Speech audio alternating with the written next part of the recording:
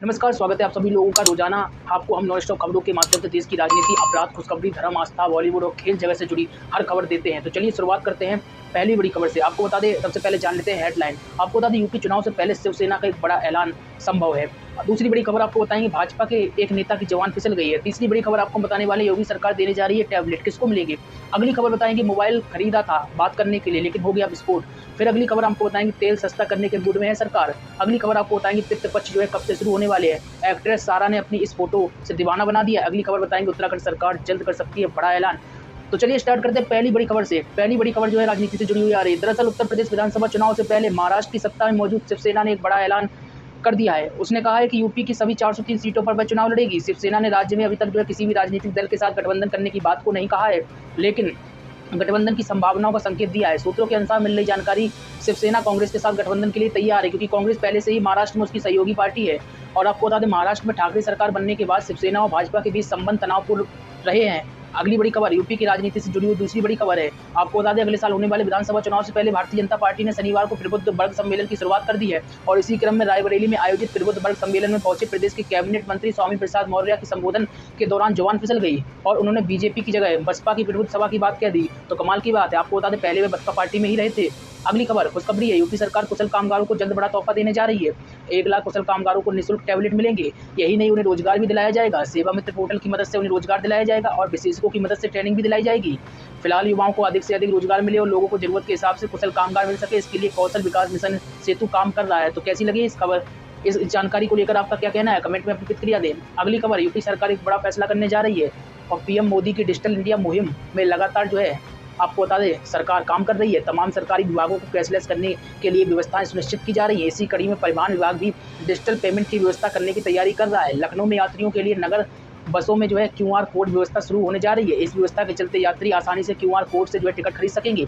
परिवहन विभाग state bank के साथ मिलकर नगर बसों में जो है यह व्यवस्था शुरू करने जा रहा है। बसों में कैशलेस सफर के लिए विशेष तरह की 100 अत्याधुनिक इलेक्ट्रॉनिक टिकटिंग मशीनें भी खरीदी जा रही हैं, जो सभी तरह के कार्ड पढ़ सकेंगी और लोगों के भुगतान की राय भी आसान हो जाएगी। इसके साथ ही कैश ना होने पर दैनिक यात्री एटीएम कार्ड और वॉलेट से भी जो है अपने टिकट का भुगतान कर पाएंगे।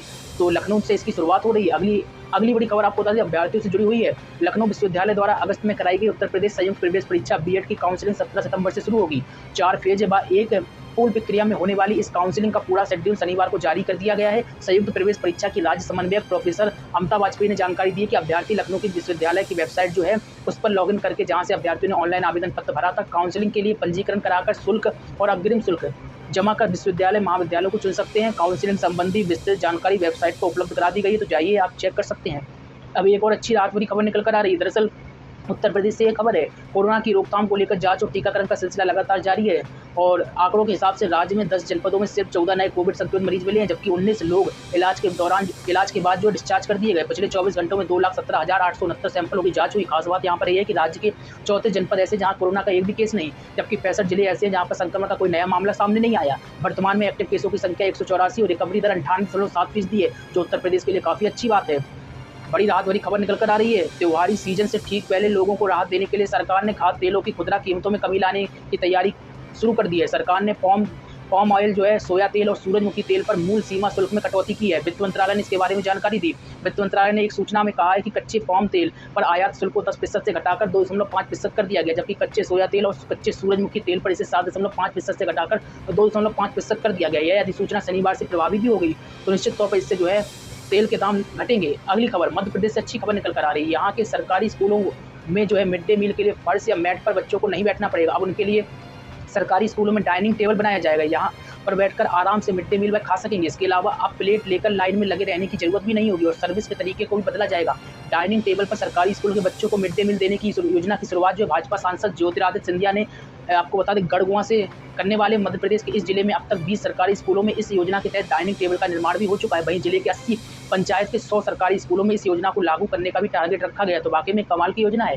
अगली बड़ी खबर, चौंकाने वाली खबर है। उत्तराखंड के अल्मोड़ा में मोबाइल से बात करते वक्त इसमें विस्फोट हो गया। व्यक्ति ने मोबाइल फेंक दिया और बाद में इसकी शिकायत कंपनी से की गई। आपको बता दें, उत्तराखंड से निकल कर आ रही, जहां पर एक व्यक्ति जो है मोबाइल खरीदता 1 माह पहले बीते 9 सितंबर को वह किसी काम से हल्द्वानी गया। वापस अल्मोड़ा लौटते वक्त उसका मोबाइल पर एक कॉल आती है। कुछ देर बात होने के बाद फ़ोन गर्म हो जाता है और उसके बाद फ़ोन में आग लग जाती है। इसके बाद उसने फ़ोन को फेंक दिया। घटना की जानकारी मोबाइल कंपनी के प्रतिनिधि को दी है। तो मोबाइल में भी बहुत ज़्यादा खतरनाक आजकल कान ढो रहे हैं। अगली खबर सरकार असम सरकार की ओर से आ रही है। असम सरकार ने शनिवार को एक जारी आधिकारिक बयान में कहा कि सशस्त्र बल यानी कि विशेष शक्तियां अधिनियम 1958 की धारा 3 द्वारा प्रदत्त शक्तियों का प्रयोग करते हुए 28 अगस्त 2021 से 6 महीने तक जो पूरे असम राज्य को आसान क्षेत्र घोषित कर दिया। असम में नवंबर 1990 में आपको बता दें आफ्सपा लगाया गया था, तभी से राज्य सरकार द्वारा समीक्षा के बाद हर 6 महीने में से बढ़ाया जाता है। इससे पहले फरवरी महीने में राज्य में होने वाले विधानसभा चुनाव से पहले असम के राज्यपाल जगदीश मुखी ने 27 फरवरी से शुरू होने वाले 6 महीने के लिए पूरे राज्य को आसान क्षेत्र को घोषित यानी कि कुल मिलाकर असम क्षेत्र को आसान क्षेत्र घोषित करने का फैसला किया गया है। तो कहीं ना कहीं असम सरकार की ओर से बड़ी जानकारी दी गई है। अब आपको बता दें भारत की तरफ से ना कर दी गई है। दरअसल अफगानिस्तान में तालिबान की सरकार को मानने से भारत ने इनकार कर दिया। विदेश मंत्री जयशंकर ने साफ कर दिया है कि तालिबान की नई सरकार को एक डिस्पेक्शन यानी व्यवस्था से ज़्यादा कुछ नहीं मानते। ये बात विदेश मंत्री ने जो है शनिवार को भारत और ऑस्ट्रेलिया के बीच पहली 2+2 मीटिंग के बाद कही। दोनों देशों के रक्षा विदेश मंत्रियों ने एक साथ चर्चा की। दोनों देशों के बीच ये पहली 2+2 मीटिंग थी। विदेश मंत्री ने कहा कि हम अफगानिस्तान की नई सरकार में सभी वर्गों के शामिल ना होने से चिंतित है। इसके अलावा भारत को अफगानिस्तान में महिलाओं और अल्पसंख्यकों के हालात को लेकर भी खासी चिंता है। तो अफगानिस्तान के हालात कैसे हैं, किसी छिपे नहीं है। अगली बड़ी खबर आपको बता दें धर्म और आस्था से जुड़ी हुई अगली खबर है। हिंदू पंचांग के अनुसार हर साल पितृपक्ष अश्विन मास के कृष्ण पक्ष की प्रतिपदा तिथि से शुरू होते हैं और अमावस्या तिथि तक रहते हैं। शास्त्रों में श्राद्ध को पितरों के प्रति सम्मान और श्रद्धा प्रकट करने वाला बताया गया। इस दिन उल्लेख है पुराणों में मिलता है। पुराणों के मुताबिक यमराज पितरों को 15 दिनों के लिए आज़ाद कर देते ताकि वो अपने परिजनों से श्राद्ध का अन्न और जल ग्रहण कर तृप्त हो सकें। इस साल अश्विनी मास कृष्ण पक्ष का आरंभ 21 सितंबर से शुरू हो जाएगा, लेकिन पितृ पूजन 20 सितंबर से शुरू होकर 6 अक्टूबर को समाप्त हो जाएगा। तो कहीं ना कहीं ये भी जो है धर्म और आस्था से जुड़ी बड़ी खबर थी। अगली बड़ी खबर उत्तराखंड सरकार की ओर से अच्छे संकेत दिए गए। यहाँ के मुख्यमंत्री पुष्कर सिंह धामी पुलिस सिपाहियों को 4600 रुपये ग्रेड पे के मामले को लेकर जल्द फैसला ले सकते हैं। उन्होंने कहा कि कैबिनेट में जल्द इस पर जो है कोई ना कोई निर्णय हो सकता है। मुख्यमंत्री ने पुलिस मुख्यालय में इसके लिए संकेत दिए। उन्होंने कहा कि पुलिस विभाग में खाली पड़े पदों के लिए जो है जल्दी भर्ती प्रक्रिया शुरू करने की बात कही और साथ ही ये भी कहा है कि कोटे के आधार पर भर्ती जल्दी इसी माह की शुरुआत में जो है कर दी जाएगी। तो कहीं ना कहीं मुख्यमंत्री उत्तराखंड द्वारा बड़ी जानकारी दी गई है। अगली खबर अब आपको बताते हैं बॉलीवुड से जुड़ी बड़ी खबर आ रही है। दरअसल सारा अली खान जो एक्ट्रेस है इस समय जो वैकेशन का एंजॉय कर रही है और सोशल मीडिया के माध्यम से फैंस को इसकी अपडेट्स दे रही हैं। आपको बता बिकनी से लेकर न्योन कलर बिकनी पहन फोटो पोस्ट भी कर रही हैं। फैंस भी इनकी अदाओं को काफी पसंद कर रहे हैं। उन्होंने मालदीव के खूबसूरत मौसम के बीच अपनी फोटो शेयर की है। इंस्टाग्राम स्टोरी पर भी सारा की डे टाइम को एंजॉय करते हुए कमाल की तस्वीरें साझा की गई हैं। तो आप ये तस्वीरें भी देख रहे होंगे। लगातार हमारे साथ बने रहिए। खबरों को पढ़ना चाहते हैं jmhnews.in पर तमाम खबरें आप पढ़ सकते हैं। साथ ही अगर चैनल पर पहली बार आए हैं धर्म आस्था क्राइम और राजनीति से जुड़ी हुई हर अपडेट आपको प्राप्त करनी है देश में किसी भी राज्य की हो तो चैनल को सब्सक्राइब कर लीजिए, बेल को दबा लीजिए, लाइक और शेयर करना मत भूलिए। अगर आपका कोई मत है, कोई सुझाव है, सवाल है तो आप कमेंट बॉक्स में पूछ सकते हैं। साथ ही हमें आंसर जरूर दीजिए कि उत्तर प्रदेश का जो है पूर्व मुख्यमंत्री कौन है, यानी कि योगी आदित्यनाथ से पहले मुख्यमंत्री कौन था। कमेंट में जरूर बताइए। मिलते हैं फिर नई अपडेट में। नमस्कार।